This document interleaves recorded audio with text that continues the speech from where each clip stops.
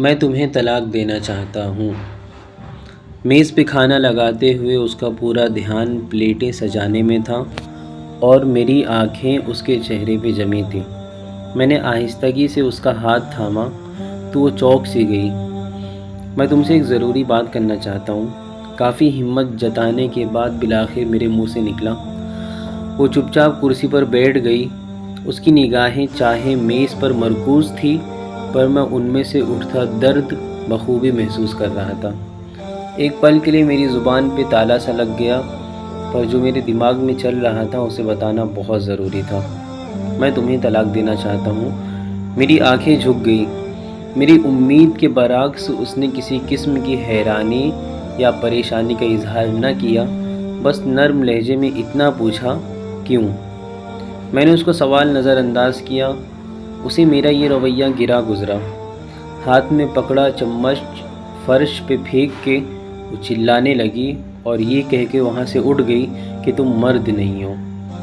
رات بھر ہم دونوں نے ایک دوسرے سے بات نہیں کی۔ وہ روتی رہی۔ میں جانتا تھا کہ اس کے لیے یہ جاننا ضروری ہے کہ آخر ہماری شادی کو ہوا کیا ہے۔ میرے پاس اسے دینے کے لیے کوئی تسلی بخش جواب نہیں تھا۔ اسے کیا بتاتا کہ میرے دل میں اس کی جگہ اب کسی اور نے لے لی ہے۔ اب اس کے لیے میرے پاس محبت باقی نہیں رہی۔ مجھے اس پہ ترس تو بہت آ رہا تھا اور ایک پچھتاوا بھی تھا، پر اب میں جو فیصلہ کر چکا تھا اس پہ ڈٹے رہنا ضروری تھا۔ طلاق کے کاغذات عدالت میں جمع کرانے سے پہلے میں نے اس کی ایک کاپی اسے تھمائی، جس پہ لکھا تھا کہ وہ طلاق کے بعد گھر، گاڑی اور میرے ذاتی کاروبار کی 30% کی مالکن بن سکتی ہے۔ اس نے ایک نظر کاغذات پہ دوڑائی اور اگلے ہی لمحے اس کے ٹکڑے کر کے زمین پر پھینک دیے۔ جس عورت کے ساتھ میں نے اپنی زندگی کے 10 سال بتائے تھے وہ ایک پل میں اجنبی ہو گئی۔ مجھے افسوس تھا کہ اس نے اپنے انمول جذبات اور قیمتی لمحے مجھ پہ ضائع کیے، پر میں بھی کیا کرتا۔ میرے دل میں کوئی اور اس حد تک گھر کر چکا تھا کہ اس کھونے کا تصور ہی میرے لیے ناممکن تھا۔ بالآخر وہ ٹوٹ کے بکھری اور میرے سامنے ریزہ ریزہ ہو گئی۔ اس کی آنکھوں میں آنسوؤں کا سمندر امڈ آیا۔ شاید یہی وہ چیز تھی جو اس طلاق کے بعد میں دیکھنا چاہتا تھا۔ اگلے روز پورا دن اپنی نئی محبت کے ساتھ بیتا کہ جب میں تھکا ہارا گھر پہنچا تو وہ میز پہ کاغذ پھیلائے کچھ لکھنے میں مصروف تھی۔ میں نے اس پہ کوئی دھیان نہ دیا اور جاتے ہی بستر پہ سو گیا۔ دیر رات جب میری آنکھ کھلی تو وہ تب بھی کچھ لکھ ہی رہی تھی۔ اب بھی میں نے اس سے کوئی سوال نہیں کیا۔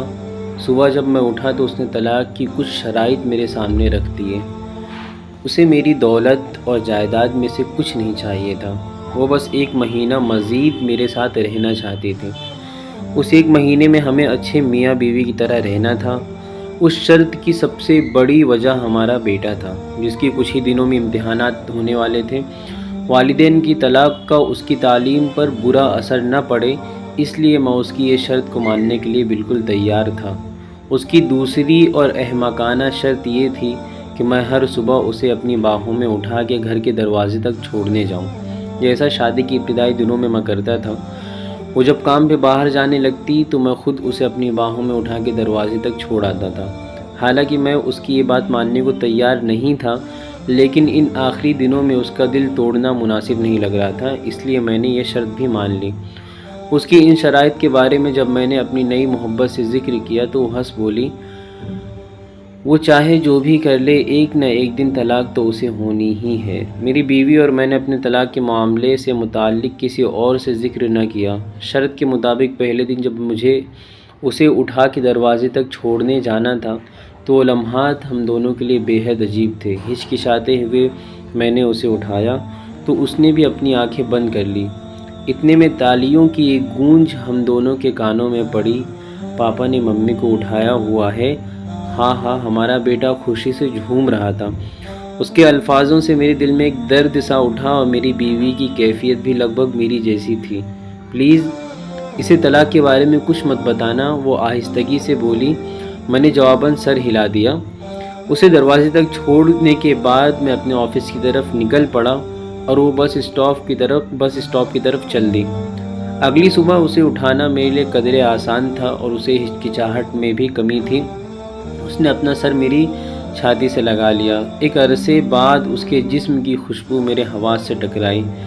میں بغور اس کا جائزہ لینے لگا۔ چہرے کی گہری جھریاں اور سر کے بالوں میں اتری چاندی اس بات کی گواہ تھی کہ اس نے اس شادی میں بہت کچھ کھویا ہے۔ 4 دن مزید گزرے۔ جب میں نے اسے باہوں میں بھر کے سینے سے لگایا تو ہمارے بیچ کی وہ قربت جو کہیں کھو سی گئی تھی واپس لوٹنے لگی۔ پھر ہر گزرتے دن کے ساتھ قربت کے وہ جذبات بڑھتے گئے۔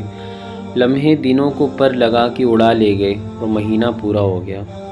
اس آخری صبح میں جانے کے لیے تیار ہو رہا تھا اور وہ بیڈ پر کپڑے پھیلائے اس پریشانی میں مبتلا تھی کہ آج کون سا لباس پہنے، کیونکہ پرانے سارے لباس اس کے نحیف جسم پہ کھلے ہونے لگتے تھے۔ اس وقت مجھے اندازہ ہوا کہ وہ کتنی کمزور ہو گئی ہے۔ شاید اسی لیے میں اسے آسانی سے اٹھا لیتا تھا۔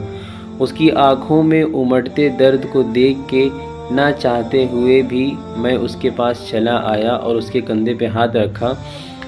پاپا ممی کو باہر گھمانے لے جائیں۔ ہمارے بیٹے کی آواز میرے کانوں میں پڑی۔ اس کے خیال سے میں اس پل یہ ضروری تھا کہ میں کسی طرح اس کی ماں کا دل بہلاؤں۔ میری بیوی بیٹی کی طرف مڑی اور اسے سینے سے لگا لیا۔ یہ لمحہ مجھے کمزور نہ کر دے یہ سوچ کے میں نے اپنا رخ موڑ لیا۔ آخری بار میں نے اسے اپنی باہوں میں اٹھایا۔ اس نے بھی اپنے بازو میری گردن کے گرد حائل کر دیے۔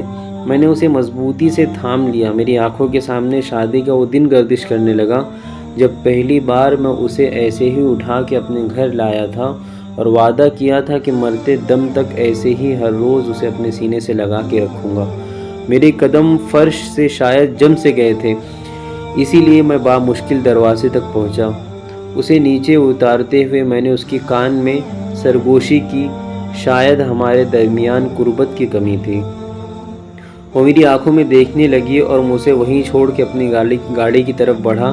تیز رفتار میں گاڑی چلاتے ہوئے بار بار ایک خوف میرے دل میں گھر کر رہا تھا، کہیں میں کمزور نہ پڑ جاؤں، اپنا فیصلہ بدل نہ دوں۔ میں نے اس گھر کے دروازے پہ بریک لگائی جہاں نئی منزل میرا انتظار کر رہی تھی۔ دروازہ کھلا اور مسکراتے ہوئے میرے سامنے آئی۔ مجھے معاف کر دو، میں اپنی بیوی کو طلاق نہیں دے سکتا۔ میرے منہ سے یہ نکلے یہ الفاظ اس کے لیے کسی دھماکے سے کم نہیں تھے۔ وہ میرے پاس آئی اور ماتھے پہ ہاتھ رکھ کے بولی، شاید تمہاری طبیعت ٹھیک نہیں ہے یا پھر تم مذاق کر رہے ہو۔ نہیں، میں مذاق نہیں کر رہا۔ شاید ہماری شادی شدہ زندگی بے رنگ ہو گئی ہے، پر میرے دل میں اس کے لیے محبت اب بھی زندہ ہے۔ بس اتنا ہوا، ہم ہر وہ چیز بھول گئے جو اس ساتھ کے لیے ضروری تھی۔ دیر سے صحیح پر مجھے سب یاد آ گیا ہے اور ساتھ نبھانے کا وہ وعدہ بھی یاد ہے جو شادی کے پہلے دن میں نے اس سے کیا تھا۔ نئے ہر بندھن کو توڑ کے بعد میں پرانے بندھن کو دوبارہ جوڑنے کے لیے واپس لوٹا۔ میرے ہاتھ میں پھولوں کا ایک گلدستہ تھا جس میں موجود پرچی پہ لکھا تھا، میں ہر روز ایسے ہی تمہیں اپنی باہوں میں اٹھا کے دروازے تک چھوڑنے آؤں گا، صرف موت ہی مجھے ایسا کرنے سے روک سکتی ہے۔ میں اپنے گھر میں داخل ہوا اور دوڑتے ہوئے سیڑھیاں چڑھنے لگا۔ میرے پاس اپنی بیوی کو دینے کے لیے زندگی کا سب سے بڑا تحفہ تھا۔ میں جب اسے چند لمحوں کی دوری پہ تھا تبھی زندگی کی دوڑ اس کے ہاتھوں سے سرک گئی۔ کئی مہینوں تک کینسر کی بیماری سے لڑتی وہ ہار چکی تھی۔ نہ اس نے کبھی اپنی تکلیف کا مجھ سے ذکر کیا اور نہ ہی مصروف زندگی نے مجھے اس سے پوچھنے کا موقع دیا۔